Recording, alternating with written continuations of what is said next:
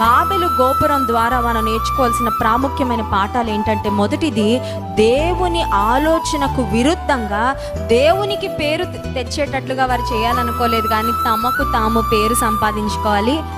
దేవుని నామ మహిమార్థంగా నువ్వు ఏ పని చేయాలనుకున్నా ఆ పనికి దేవుని సహాయం ఎప్పుడూ ఉంటుంది. If you want to do anything for the glory of God, God support will definitely be there. కానీ దేవుని నామ మహిమార్థంగా కాకుండా నీ పేరు కొరకు నువ్వేమైనా చేసుకోవాలనుకుంటే మాత్రం అందులో దేవుని సహాయాన్ని, దేవుని తోడ్పాటును ఆశించకు. రెండవదిగా మనం ఆలోచన చేస్తే, దేవుని చిత్తానికి విరుద్ధంగా మనం ఏ పని చేసినా ఆ పనిని దేవుడు ఏం చేస్తాడు?